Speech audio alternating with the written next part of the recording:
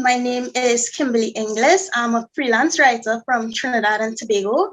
And today, on behalf of the Caribbean Heritage Organization, I have the pleasure of interviewing Mrs. Nikkia Reveillac. She's the head of research at Twitter, and she's from Trinidad. And we just want to have a conversation with her, find out about her career, how she got that position, and just to learn a bit about what her life has been like. She currently lives in Brooklyn, New York, so I'm sure she could share a bit about that as well. So welcome, Nikkia, and I look forward to speaking with you. Thank you so much. It's a pleasure to meet you, Kimberly. Same here. So just start off by telling us, of course, we want to know where it all started, so we know that you're from Trinidad, and we're all very proud of that. As Trinidadians, all we have to do is see another Trinidadian or see the flag anywhere, and it's like, yeah, so tell us about your time growing up here, what was that like? Well, I will say that I continue to be supremely humbled when anybody from Trinidad or the Caribbean meets me and feels a sense of pride on my behalf or on the island's behalf, because, I am clearly Trinidadian. I can't leave the heritage behind. And so for me, I'm just showing up as myself and bringing all of my Trininess to bear. And so if that makes people feel any kind of positive emotion, I am always a little bit surprised because I feel very small in the world. You know what I mean? And so it's a moment for me to just sort of look in the mirror and think about perhaps what I've achieved. But yeah, I mean, my story is similar to a lot of people's stories in that I did not have aspirations of a thing that I wanted to be when I grew up. When I was, in a Rima Girls RC, and then I went to St. Joseph's Convent, St. Joseph, and I was working hard. I was literally just doing what you do. You go to school, you try to do a good job. I had extracurricular activities and did not have ambitions, even when I left the country to go study, to be in tech, because tech wasn't even really a big deal. I mean, it was just sort of blowing up when I was in college. And so I think that the thing that is the through line in my story, when I'm asked that question around, like, just talk a little bit about how you got there, what made you get to this point, is perhaps that I never focused on the destination. I was in the journey every moment, just doing my very best to leave it, people, and myself better than I found it. So literally every conversation, every project, I felt compelled to do my best and sought to feel good that I had done my best in that moment, versus I'm doing this so that I could get a job. I am doing this so that I could get promoted. I am doing this so I could get recognition. And some people call that humility, right? Where you're not thinking about the title, you're not thinking about the money, you're just sort of like doing the thing. Exactly. Yeah. I think that actually makes it more authentic as well, because you're not doing it to get something out of it or to reach somewhere. And that in itself is very inspiring, actually, because for young adults, you tend to feel like, no, I need to have it figured out. I need to have a plan. I need to know what subjects I need to study, because that will determine which job I get. And then I need to have it all figured out. And the pressure alone that comes from that could be very daunting. So to hear you say, you know what, I actually didn't have a plan. And is that in itself is inspiring, because you may not have it all figured out, but in essence, what I want to do is always give my best. And to be convinced that just being yourself is enough. Yeah. And clearly you have shown that, and I'm actually going to just stick this in, but I did go to St. Joseph's Convent as well. So even hearing that was like, wow, so that is just shows you how far you can go, absolutely. And it's an inspiration. This is taking the conversation to a whole other level. We're like twins. But yeah, I mean, honestly, I think that I was talking to a woman who is a Trinidadian who actually went up for Miss Universe years ago. We must be the same age. She talked about going to Arima Girls Government School. So this is a school that was like opposite my school, Arima Girls RC. Okay. And we were talking about like the thing that made me perhaps think I could do anything, and why she perhaps has held herself back. And I'm using words that probably she wouldn't use, but I'll just say one other thing that I can contribute to my mindset. Mm-hmm. I remember very distinctly when I was getting ready for CXE, and I was dancing, that there was a high percentage of parents that were like, you cannot continue to dance. And so the kids went from being able to go to school and do extracurricular to focus. Because the feeling was, you can't do both. You can't do three things, right? Like you need to be in lessons, you need to be studying. And I remember my mom, and again, as a child, you're not thinking, well, this is shaping my whole identity. But now I can say this. She was sort of like, you can do both as long as the grades don't slip. So it was sort of like this anchoring around, you can find ways inside of your job to do the things that bring you joy.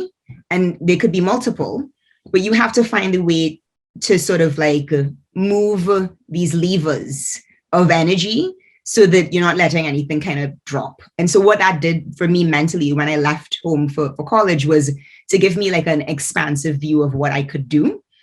Even though, mind you, she was still like, you know, I would rather that you were like making money, right? Like she wasn't the person who was like, go away and be a dancer. She was still a typical Caribbean parent who wanted me to be stable and make money. But it did occur to me in that conversation I was having, this mentorship chat, that, you know, really parents have this role to play in shaping the way that children feel about what they can and cannot do. It starts very young. Definitely. But just to go back a bit, tell us then how you decided to move to New York to study. Was it for dance or was it to study academically? Was it, well, you said it would have been both. Yes. What was that like? Because what I was also curious about was, you know, we are used to people going away to study and then usually they come back and they get a job and they just fall back into it, you know, whereas you decided to take it a bit further and for whatever reason you decided to stay. So tell us a bit about that, you know, in terms of deciding to go and not only going, but deciding to stay afterwards. Well, now we're getting into personal stuff. I will happily share.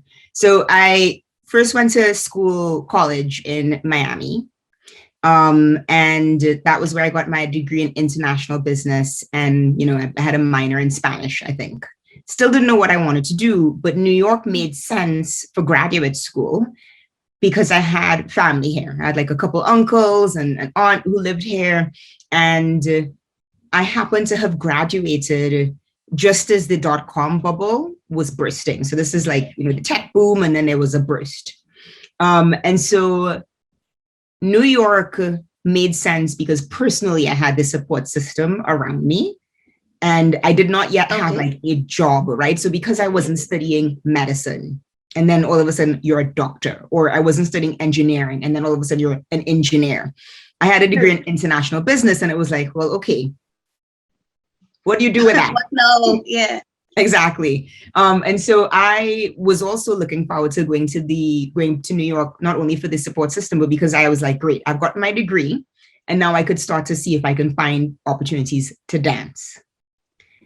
And so the choice to move to New York for my graduate school was more informed by the personal side of things. And it was serendipity that led me to this sequence of events that got me to work at Colgate, which was a company that I spent like 14 years at, living in different countries, etc. So it really was, I think part of it too, going back to who I am and how I was raised, was this, I'll say yes. Right? Like, again, like, what do I have to lose? And at that time, of course, it wasn't that clear. I was confused. Again, there was a little bit of a dip. There was a recession, so a little dip in the economy because of the dot-com bust. And I was like, well, you know what? I'll dance. And then at some point, I got exposed to dance teaching. And I was like, great, I'll do dance teaching. Did I want to be a teacher? I like kids, kind of. Right, I have 2 children and I like them a lot, but like other people's kids, kind of. But yeah, it was sort of this I go where the opportunities are because I did not have that clarity of vision. And because of this mindset that had been embedded in me pretty young of, do what you can, but don't let things slip.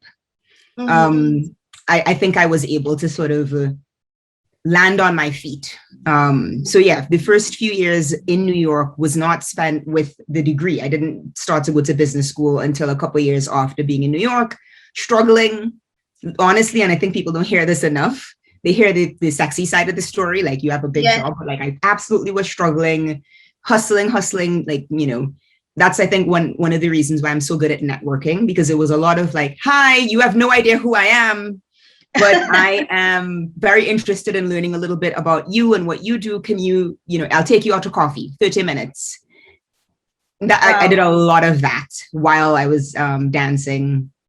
And that in itself takes a certain level of bravery as well.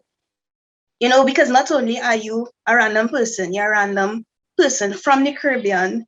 And it's like, okay, so what gave you the motivation to do that? Was it like, okay, this is do or die, and that in itself was the motivation?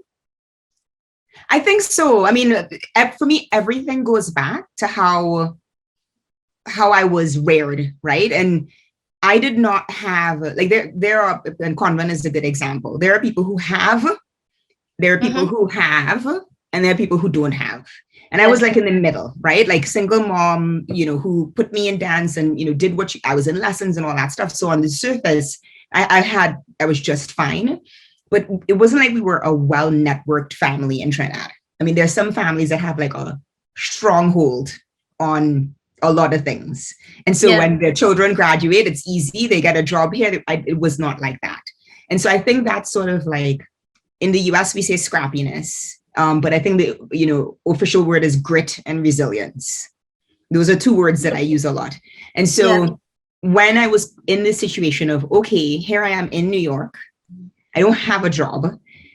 I think it was because I didn't have options. I wasn't like down and desolate. I was living with my uncle, but I think it was that upbringing of like, what do I have to lose, right? Like, it's not like I have this sort of fancy Trinidad last name with all these connections and like, like I really could afford to just sort of like reach out. And I think that was the mentality too. Like, what do I have to lose? True. And, I knew that I could write well. So I would write a really nice email. I think I brought some natural empathy, which is, I think, an essential and undervalued skill in life and work, where you're like, okay, Kimberly's very busy. And so if I want Kimberly to like pay attention to me in a sea of her emails, what might I say? I might start the email or even the subject line with, I know you must be very busy. How did you take a chance on me? Right. I was like silly. So I think it was a blend of like the way that I am, the grit, the what do I have to lose with a little bit of craziness, a little bit. I wouldn't even call it courage.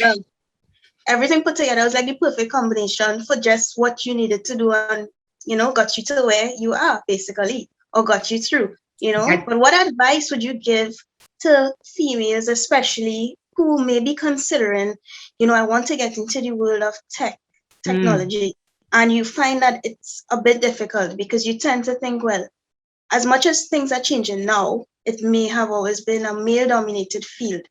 And you feel like, how do I break through, situate myself in this industry?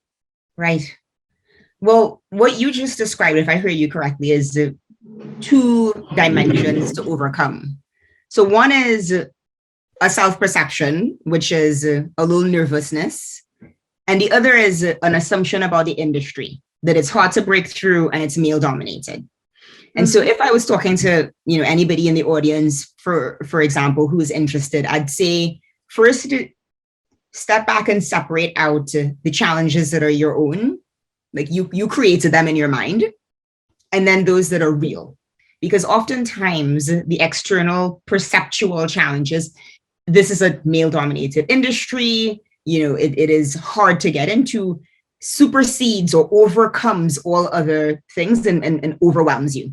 All of a sudden it's like, well, I don't even know what to do. So as quickly as you could separate, well, what is the thing that like I need to work on and what is industry or, outside, I think the better, because the first thing is to tackle the inside part. So if you are, forget like what field it is, it could be medicine, it could be law, it could be tech. In general, just trying to figure out how you get ahead, I would really recommend doing the homework to understand or to create a list of, at a minimum, 20 names of people. And it could be everybody from people who look like you. So if you're a Black woman, like look for the Black woman, and or if not, look for all of the white people who, whatever, just get a list of names of people who have the jobs that you might want to have. And it could be at your level, entry level, if you're starting in, or like, more senior. LinkedIn is a beautiful thing. Craft a note that is full of empathy, right? I get hundreds of messages in LinkedIn and on Twitter every day where people are like, hey, I just want to be in your network. Sometimes it's like, hey, I'd like to talk to you. And then other times there's a story. Yeah. And usually it's the story that I will respond to, not the, hey, we should talk. I don't know who you are. Like try a little harder. So get the list. LinkedIn is perfect. You type in the name, the title of the individual, of the job that you're thinking of, get your list, and then do outreach, but do a little bit of work to finesse your story. Try not to make it copy paste for everybody. It's not as an example with me. If you're like, hi, Nikkia, this is a long shot. I'm also Trinidadian and went to St. Joseph's Convent. And, I don't want to get into tech, but I'm just curious about your story. 9 times out of 10, I'll be like, let's talk. Well, so, after this interview, you're going to get a lot of messages then. You just told everybody, this is what you need to do if you want to message me. Yeah, 100%. Like I think I am on a mission to break the stushness. So basically, this stushness that I talk about, which I feel is a Caribbean thing, but maybe hyper Trinidadian, that I experienced as a young woman, as a teenager, was anybody who has any level of notoriety or have gotten somewhere, a celebrity, in quotation marks, because what is that? I remember having moments where I'd be like, let's say I met somebody in a small group setting, and then we were at a party. The amount of stushness where people would sort of like stand in a corner without any acknowledgement used to really upset me. And it started like when I was a teenage girl, moving from St. Joseph into town to go to dance class and having people who I knew from lessons or whatever, like act like they didn't know me. Mm-hmm. So I've probably been more relatable and shown up more authentically, because I don't ever want to make people feel the way I used to feel sometimes when, these folks with like a little ounce of notoriety would turn their shoulders, not in an aggressive way, but it's almost like I don't have time for you. So that's part of the reason why I'm like, if I can have an interaction with you and make you feel like you've managed to get more clarity, you felt seen and heard, you felt like, that is what we exist in life for, right? Like, why not? So I actually do not mind when people reach out, because it's a chance to be like, I'm relatable. I might have like a job that's fun, but like, it doesn't mean that I'm any less Nikkia. Yes. And I saw the tweet that you have pinned on your profile, and I think it spoke to that. I can't remember the exact words. Maybe you could. Oh, I have it. It's right here. It's on the screen.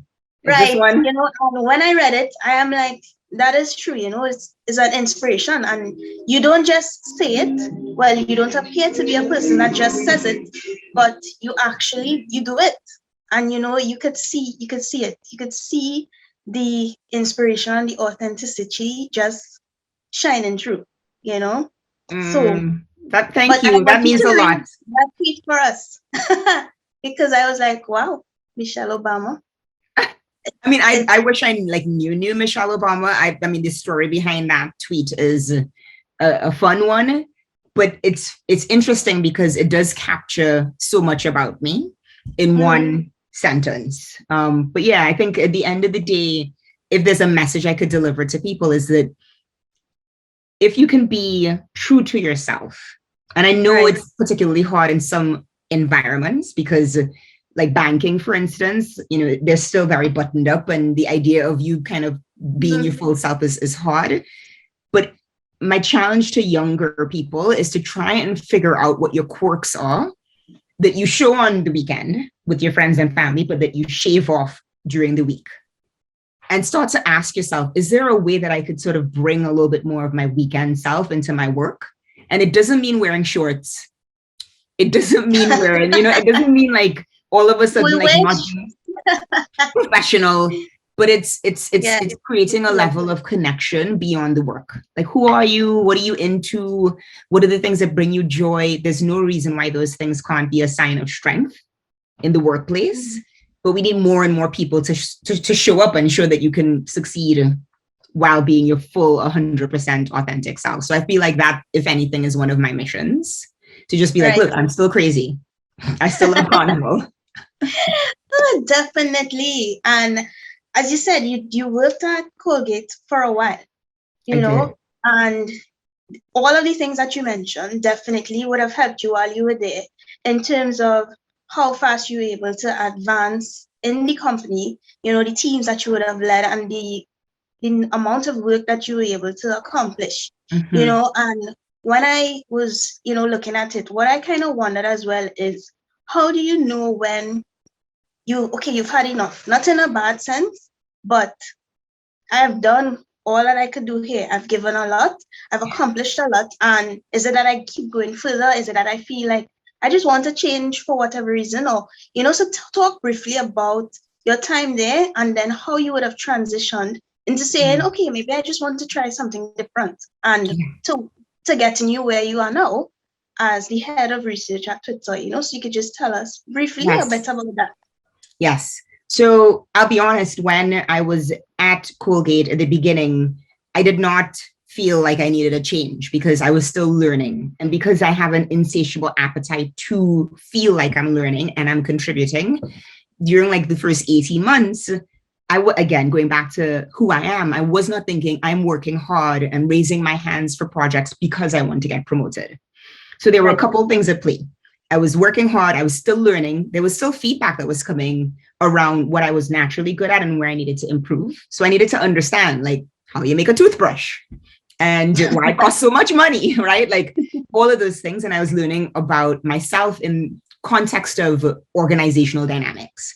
So if there was a perspective that I had and I wanted to share it, when I was like baby Nikkia, I remember feeling hurt when someone else in the room would get credit for that idea.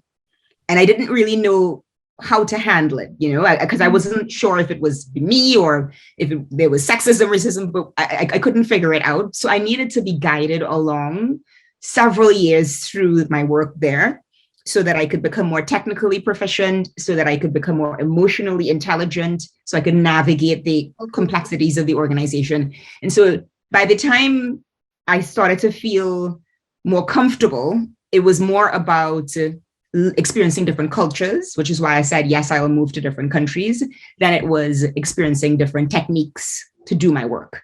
So that's the thing that I think people need to understand. Like part of the understanding when you're ready for change is to ask yourself, what is it that I'm going to be getting out of this experience technically in my craft? Whether that is writing, interviewing, doing coding, whatever. And what are the things that I need to grow in personally, like personal leadership wise, navigating conflict, learning how to push for change.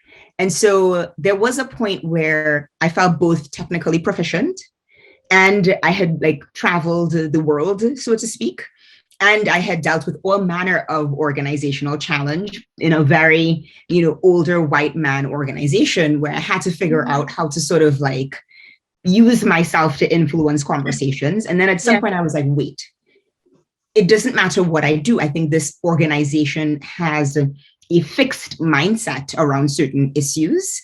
And if I want to be in a space where I have the opportunity to challenge the status quo and not have people say, we're not doing it that way, but instead say, tell me more, I had to go on this search. I have this book. I have these books that I fill in a bunch. These are my journals. And they're filled with pages and pages of my writings. And when I got to this point of, I think I've felt this growth technically that is at a ceiling and like personal leadership and emotional intelligence and all that soft stuff. I've gotten good at it, but like the organization won't let me move past it to push for change. I asked myself the question in a journal prompt. I do not know what I want to be when I grow up. Mind you, I'm grown up already, but whatever. But right, well, yeah, exactly. Fully self-actualized. I'm joking. But what is it that I want to feel that I'm not feeling today? And so it was a way for me and I was living in Switzerland at this time. So it wasn't like I had the people around me that I usually have to get advice. But it all started with that question. What is it that I want to feel that I'm not feeling today? Because I'm a feeler. For some people, the question that prompts you to move from one space to another could be a career change. It could be a change of jobs. It is more about what is it that I want to learn that I'm not learning today? For others, it might be like, what is it that I want to do that I'm not doing today? For me, again, it starts with an awareness of self. It was, what do I want to feel? Exactly. And so the list came to things like, freedom and autonomy, ability to challenge the status quo, ability to create new solutions. So it was all around like this desire to not just be somebody who was doing good work, but like I'd have like an organization kind of being like, you bring some good ideas, let's talk about it. And that's actually the thing that led me to tech. It wasn't like I decided tech. Oh, okay. I wasn't like tech. And I think people don't know that. It was really because I started with where in the world of work does one have the opportunity to shape something that hasn't existed before? Where in the world of work do you have an opportunity to kind of build teams? And tech is still so new that you're a company like Twitter, they're shaping culture. I don't know if you know this, but Trini, Twitter is a whole scene. And I have heard shamefully, I do not use it much, but I have heard that Trini Twitter is like a Twitter within itself, or I don't know what you call it. But yeah, I have heard that. It is. It's a big, and I think now with the lockdown, it's become even more of a lifeline. But those were the questions, to go back to your questions, those were the prompts. Yeah. And then once I started to sort of write, I want to feel this way, in 2 years, I would love to be able to be talking to young people. I literally kind of manifested it. And trust me, before I used to be like, that manifesting thing is like too fruitful for me. Well, I was now thinking I need to get a journal after this because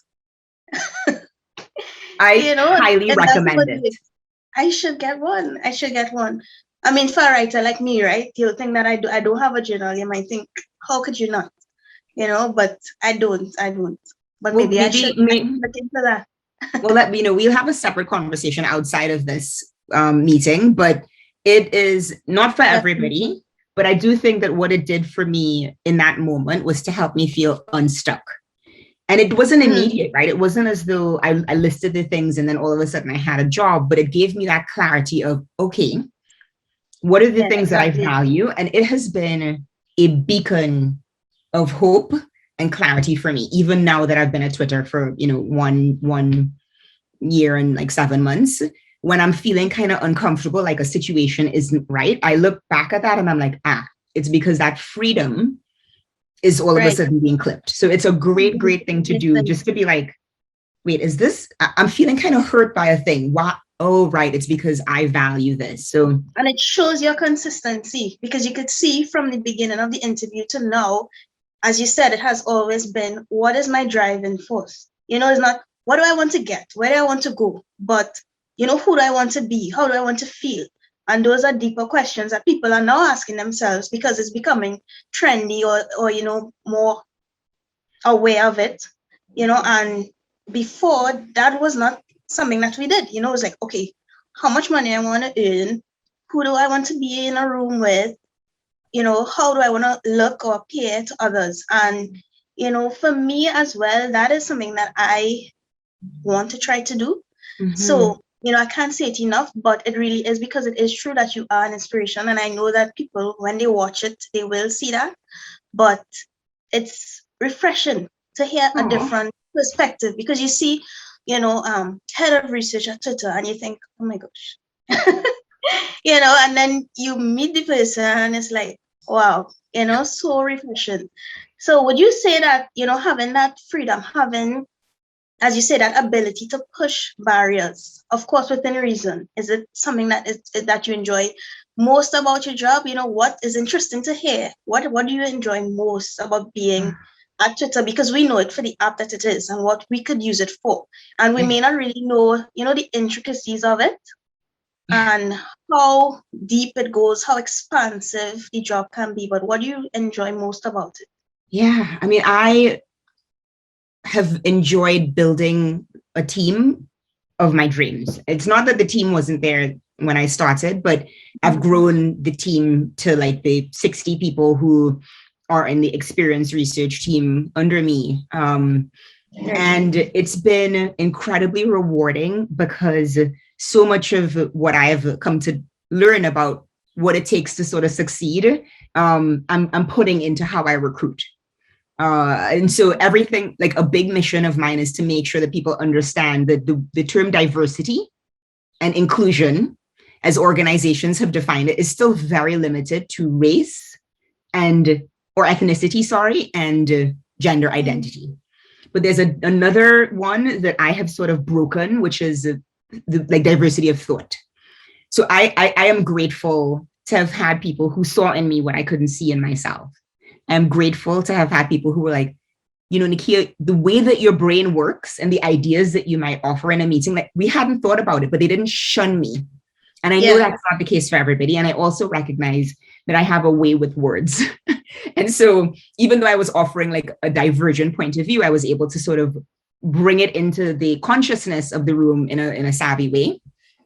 And so when I turn to recruiting people, which is a joy and motivating talent, it's been one of the most rewarding things to be able to see the fruits of your labor. So I have a hypothesis that, having people who are emotionally intelligent, empathetic, caring, go-getters, wanting to leave things better than they found it, and technically proficient are going to thrive. And that's exactly what's been happening, right? These are experienced people who come into the organization and they're like, okay, we need to solve this problem. The problem is that it's really hard for non-Twitter users to feel comfortable moving from apps that feel easier to use to Twitter where you have to like text. I mean, it's all text-based. Like, what do we do, right? Like, how do we understand those people? And how do we get the organization to want to understand those people as much as we do? That requires a kind of savvy inside of the organization to not just say, well, I believe that you need to understand these non-Twitter users, but to also be able to impress upon people who have other priorities. It's not that they don't care, it's just that they have other things that they're concerned about. Yeah. Exactly. How do you get them to understand? It's not through a fancy report, but it might be through something creative and emotional, like a story with Kimberly. Meet Kimberly. She is a young woman who is a journalist who, and making them feel an emotion that they aren't feeling. And that requires a kind of mind. Mm-hmm. So that's one of the things that's been rewarding that people don't really know. I think the other thing is I like fighting. Not like physically and not like in an antagonistic way, but like for what is right. And it's been wonderful to be able to have all manner of conversation around what is not working on the platform with the leadership team that has the power to do something about it. So the other day, there was actually a strike called by 2 women journalists who, a lot of journalists use Twitter, right? Because it's not just publications, but the ability to have your own voice separately on a platform. Yeah. But they face a ton of harassment just being a woman and a journalist. And so they organized a strike against Twitter. Don't use Twitter for one day. I think it was like May 9th, maybe. And I learned about it. I reached out to the woman organizing the strike. I said, hi, did the same thing that I always do. You don't know me, but like, I'm curious to understand like what is happening and how we can help. Invited them to meet a bunch of Twitter executives where we heard them. They talked about the abuses and they talked about ideas they have for how you might mitigate abuse and harassment online. Yeah. And then we shared some of the ideas that we have that aren't publicly visible, but people often don't know all the hard work behind the scenes to try and get some of these ideas forward. And so when I say I like the fight, it's I am not afraid to sort of push through discomfort at work. right? So some Right. people, it's like, okay, there's an awkward topic. In my heart, I know that the right thing to do is X, but everybody else is going with Y. Let me just hush. And I'm kind of like, okay, this is a challenge. All right, how might I impress upon these leaders the need to focus on X? And I think years ago, I transformed organizational struggle as a thing to be afraid of into a thing to be excited by, like a game Yes, of and chess. I guess you have to know how to do it respectfully too. So it may just sound like, as you say, I like to fight, but it's not just that, it's like, how do you do it respectfully? How do you do it, professionally? And that in itself is a skill, and interestingly enough, it takes me to my next question, because what then would you say is the role of social media Mm. versus the law? Because sometimes it tends to be like, okay, social media is going one way, and then the law now has to play catch up, so how does that interact in terms of so many different topics, in terms of how sensitive people can get? Yeah. So how do you find the balance? Yeah, I mean, I think it's a great question and it's evolving every day because the rise and growth of social media and the internet in general outpaced anybody's expectations. And so, there are things that are happening because of the internet that nobody in law and in government across the world had envisioned. Right.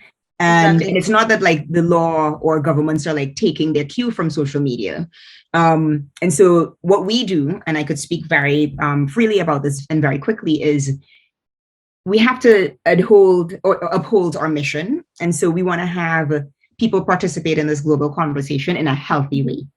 And so we have a lot of internal debates around what health is, right? Because you want freedom of expression, but you Right. don't want freedom of expression where people are just openly talking about, inciting violence against a particular marginalized group.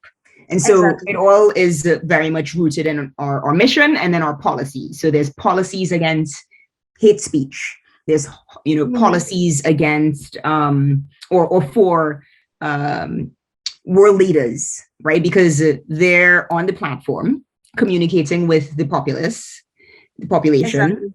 and they wield a certain amount of power, but it means that if they say something denigrating to a particular group, it's a whole other level of, violence, so to speak. So we have a separate policy for them. So I think that's the basic answer. We develop these policies, which are like our laws or rules and regulations, but we have to revisit them constantly because the world is evolving. And just when you think that like you found a solution, something crazy happens like coronavirus. Yeah. Oh, that is a whole other ball game. Well, we spoke a lot about your professional life, your work, and all of that. You could just tell us a bit now about, well, I think in talking about your work, you do talk a lot about yourself, who you are. So I wouldn't say that it was not covered, but, still just to get a bit more of who you are, what you like to do outside of work. I see you have a blog, as you mentioned previously. You do like to write a lot. You also said you have two daughters.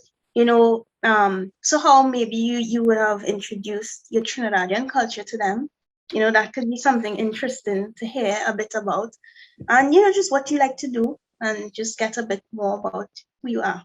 I'd be happy to fill in the blanks. So I am a people lover, right? Just somebody who genuinely enjoys connecting with new people, but I'm also an introvert, which is interesting. People think that I'm an extrovert because of like my mannerisms and how excited I get when I speak. But at the end of the day, I'm happy to just chill at home.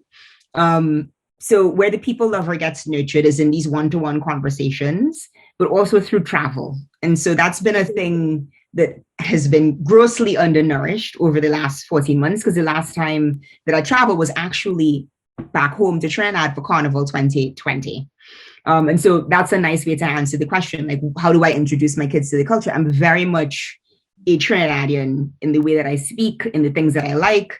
The saddest part of my whole Trinidadian identity is that I don't cook. And so my partner, who's not Trinidadian, has had to learn from my mother how to cook pilau. The only thing we don't do is roti, but we're in Brooklyn, so we have access. Yeah. So traveling back home and almost being a tourist in a place that I grew up in, because I have 2 kids and a partner who, is not from the islands, has been one way to be like, yeah, look at it's sort of seeing the island through fresh eyes and all of the things that make us us, some of which I've forgotten because I wasn't like an adult in Trinidad. So I have an idyllic view of the island. And then I'm like, right, customer service. Right. Going to Republic. All the banks are closed in Trinity City Mall. Why? What is going on here? And I'm like, I don't know. So all of those things are actually charming for them because they're like, oh. And I'm like, just like super like upset that like we haven't managed to figure out banking. I'm like, this is not charming. This is not okay that the banks are all closed and the ATMs are not working. So I'd say those are 2 dimensions of my life. Just curiosity and wanting to sort of like connect with people one-to-one. And just like my insatiable appetite for like cultural immersion. So anytime I've had the chance to travel, whether for work or for pleasure, I'm like, yes. And when it's time for me to do vacations, I'm often like, I want to go somewhere where I feel like a 4-year-old. Right? Literally, I don't want to go somewhere where I'm like so competent that like I know, everybody speaks English. I want to be challenged to this point of like, I actually don't know what I'm trying to, talk with a Turkish person. I will speak Turkish and like we're using hand gestures and that is like fun and not humiliating because it's just amazing. To you.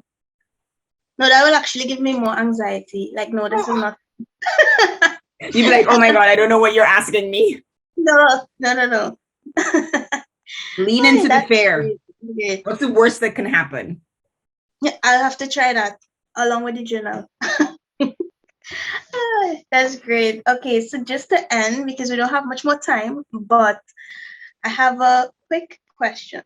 Yes. So if nothing else, the main thing I'd like you to take away from today's interview is, how would you complete that sentence? The main thing that I would want you to take away from today's interview is that life is short. And so it's okay to break things. And I know that is probably like a weird thing to say, but it's when I say it's okay to break things, meaning, making mistakes, reaching out to people kind of awkwardly. Hey, I want to just get to know you. And so, it's amazing to me how quickly time flies. We're already staring at 2022, which is nuts. And then we'll be staring at 2023. And, so that you feel like you've done something to help yourself grow and to help others in 2023, you got to look back and hopefully have broken some things. And I don't mean like just break everything and go crazy, but just being a little bit more open to embracing these edges, these awkward moments, these things that seem perfect on the outside. So yeah, that includes reaching out to people. For everybody watching, look at your LinkedIn network, comb through Instagram, send that DM, but just craft the message in a way that's, empathetic. Like, hi, I am a little bit nervous right now to reach out, but I'm taking a chance. Say the thing that you feel, and often that's the best way in. Go with your gut. Yeah, that's another piece of advice. Go with your gut, but say the thing that you feel. This is how I push through the fair, and then say what you need to say. So I'm feeling a little nervous right now, and I don't want to disturb you. However, I'm taking a chance and I'm reaching out. Versus, hi, can you spend some time with me? Like, use the first 2 sentences. Yeah, exactly. Say what you feel. Great. This was great. It was definitely a pleasure speaking to you, meeting you virtually, of course, and just hearing a bit about your life, about your career. It really was inspiring. It was an amazing conversation, and thanks a lot again on behalf of the Caribbean Heritage Organization for taking the time to do this with us today. Well, I want to thank you. Yes, I want to thank you, Kimberly. Thank you for being an excellent interviewer. Wonderful questions, and I enjoyed the time. And to the Caribbean Heritage Group, right? Like, I'm incredibly honored to have been part of this and look forward to more and more engagements in the future. So thank you to the whole team. Definitely. Great.